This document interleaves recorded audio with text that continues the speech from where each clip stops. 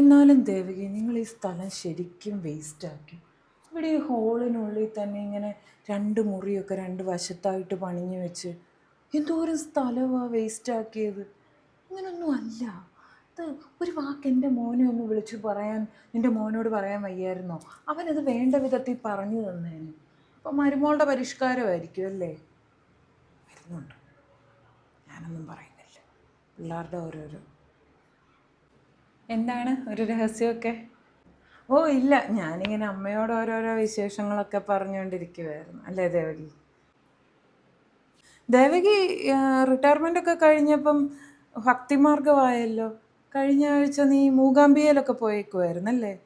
ഞാൻ സ്റ്റാറ്റസൊക്കെ കാണാറുണ്ട്. ആ ആഹാ, അമ്പലക്കാരുടെ കൂടെ.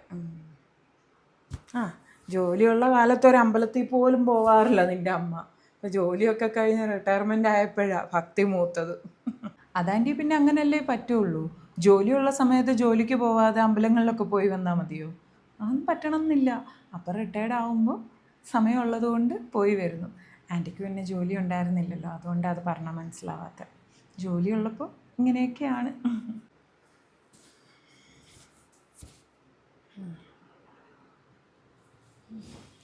എന്നാ ദേവകി, ഞാൻ അങ്ങോട്ട് പോയേക്കുവാ. വീടൊക്കെ കണ്ടു. അപ്പം ഞാൻ പറഞ്ഞ കാര്യമൊന്നും നീ മറക്കണ്ട. ആരെയും കൊണ്ട് നോക്കിച്ചേരും കേട്ടോ. മരുമോളില്ലാത്തൊരു ദിവസം ഞാൻ വരാം. ഇല്ല, ഞാൻ അമ്മയോടൊരു കാര്യം പറയുക. ദേവകി, ഞാൻ പറഞ്ഞത് മറക്കണ്ട. വാസ്തുവിൻ്റെ കാര്യം നിങ്ങൾ 4 കൊല്ലമായി ഇവിടെ കഴിയാൻ തുടങ്ങിയിട്ടൊക്കെ ശരിയാ. ആ പെണ്ണ് പറയുന്നതെല്ലാം ശരിയല്ല എന്നൊന്നും അല്ല. പക്ഷെ എന്നാലും നമ്മൾ സൂക്ഷിക്കാനുള്ളത് നമ്മൾ സൂക്ഷിക്കണം. അപ്പം പറ്റുവാണെങ്കിൽ ആരെക്കൊണ്ടെങ്കിലും ഒന്നുകൂടെ ഒന്ന് വൃത്തിയായിട്ട് നോക്കിച്ച്. നീ അവൾ വന്നു കയറിയ പെണ്ണാണ്, പക്ഷെ നീയും മോനും നിങ്ങൾ ഈ സ്ഥലത്തിൻ്റെ ഉടമകളാണ്. അപ്പം നിങ്ങൾക്കൊരു ദോഷം ഉണ്ടാകുന്നൊന്നും ഞാൻ പറയത്തില്ലെന്ന് ദേവകിക്ക് അറിയാമല്ലോ. അപ്പോൾ വേണ്ടത് എന്താണെന്ന് വെച്ചാൽ ആരുടെയെങ്കിലും നമ്പർ വേണമെങ്കിൽ എൻ്റെ മോനെ ഒന്ന് വിളിച്ചാൽ മതി.